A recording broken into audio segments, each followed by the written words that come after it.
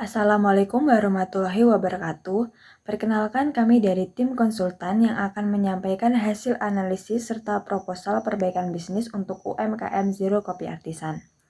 Berdasarkan hasil observasi dan wawancara yang telah kami lakukan, kami menemukan beberapa tantangan yang dapat memengaruhi perkembangan usaha.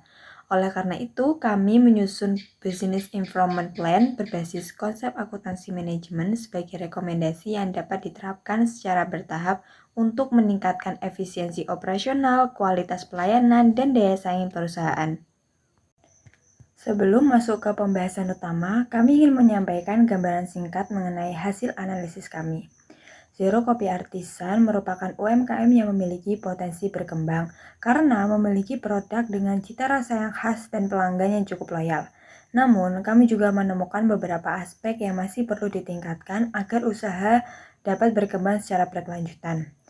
Berdasarkan hasil analisis tersebut, kami menyusun proposal perbaikan yang mengintegrasikan berbagai konsep akuntansi manajemen sehingga solusi yang diberikan tidak hanya menyelesaikan masalah saat ini, tetapi juga mendukung perkembangan usaha dalam jangka panjang.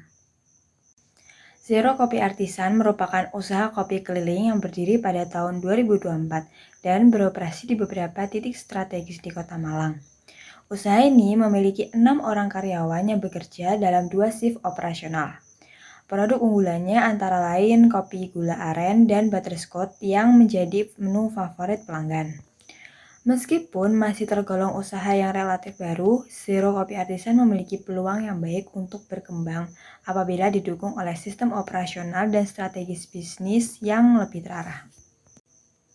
Berdasarkan observasi dan wawancara, kami mengidentifikasi 4 aspek utama yang perlu menjadi perhatian.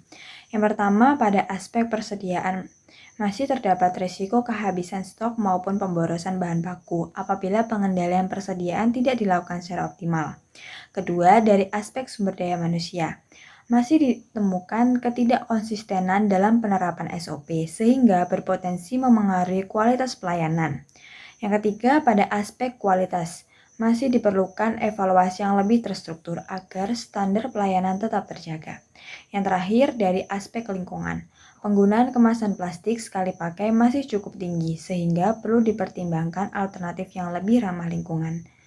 Berdasarkan kondisi tersebut, kami menyimpulkan bahwa perusahaan memerlukan perbaikan yang terintegrasi agar mampu meningkatkan efisiensi operasional, sekaligus mempertahankan daya saingnya. Dari seluruh hasil analisis, kami merangkum 3 tantangan utama yang saat ini dihadapi oleh Zero Kopi Artisan. Tantangan pertama adalah competitor attack, yaitu meningkatnya persaingan usaha kopi keliling yang menuntut perusahaan terus melakukan inovasi.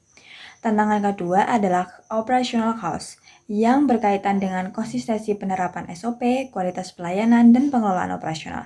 Sedangkan tantangan ketiga adalah eco-business, yaitu perlunya mengurangi dampak lingkungan akibat penggunaan plastik sekali pakai.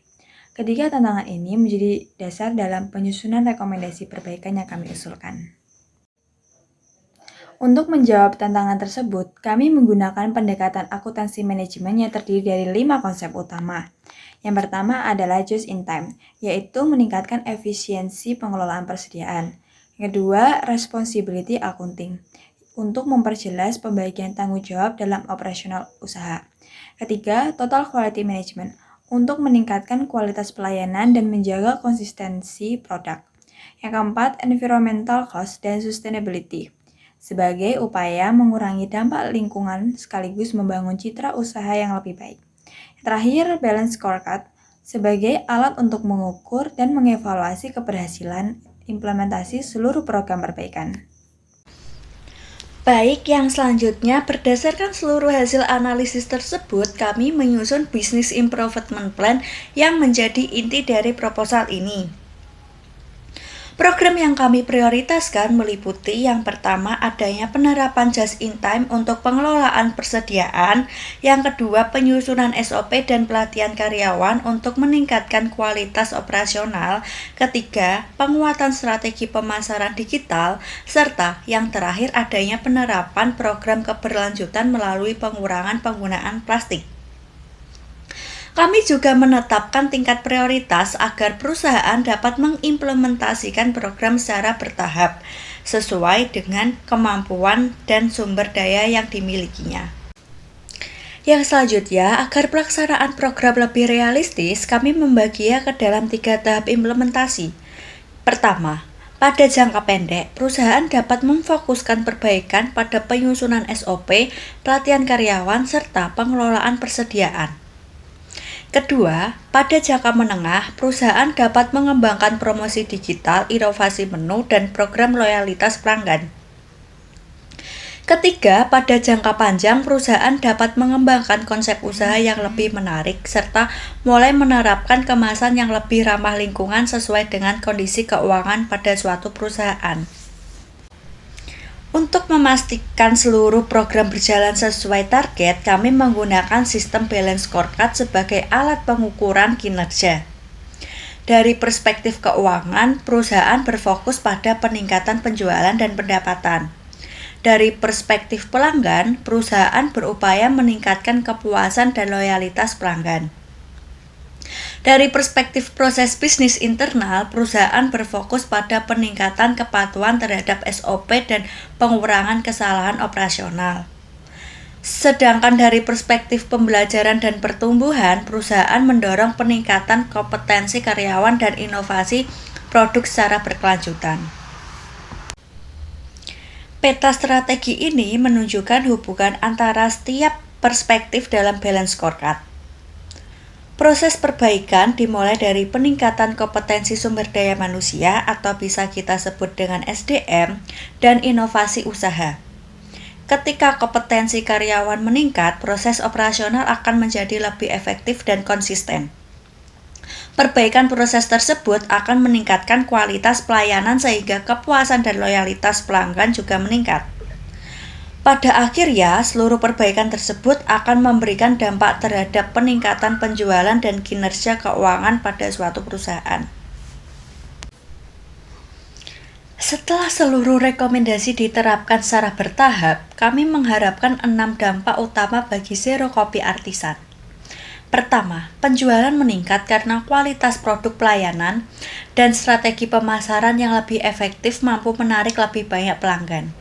Kedua, kepuasan pelanggan meningkat melalui pelayanan yang lebih konsisten, penerapan SOP, serta inovasi menu yang sesuai dengan kebutuhan pelanggan. Ketiga, pengelolaan persediaan menjadi lebih efisien dengan penerapan konsep just in time, sehingga risiko kehabisan stok maupun pemborosan bahan baku dapat diminimalkan. Keempat, kinerja karyawan meningkat karena adanya pembagian tanggung jawab yang lebih jelas, pelatihan secara berkala, dan evaluasi berdasarkan standar operasional yang telah ditetapkan. Kelima, perusahaan menjadi lebih ramah lingkungan melalui pengurangan penggunaan plastik secara bertahap, serta pemanfaatan ampas kopi sebagai bagian dari praktik bisnis berkelanjutan. Keenam, daya saing perusahaan meningkat karena seluruh program perbaikan tersebut saling mendukung, sehingga Zero Copy Artisan memiliki keunggulan yang lebih kuat dalam menghadapi persaingan bisnis kopi yang semakin kompetitif. Sebagai penutup, kami meyakini bahwa Zero Copy Artisan memiliki potensi yang besar untuk berkembang apabila didukung oleh sistem pengelolaan yang lebih terstruktur. Melalui penerapan just in time, responsibility accounting, total quality management, environmental costs, dan balance scorecard, perusahaan diharapkan mampu meningkatkan efisiensi operasional, kualitas pelayanan, serta daya saing secara berkelanjutan. Besar harapan kami agar rekomendasi yang kami sampaikan dapat menjadi bahan pertimbangan bagi perusahaan dalam mengambil keputusan strategis di masa yang akan mendatang. Terima kasih atas waktu dan perhatian yang telah Ibu berikan. Sekian dari kami. Apabila terdapat kesalahan kata, kami meminta maaf. Wassalamualaikum warahmatullahi wabarakatuh.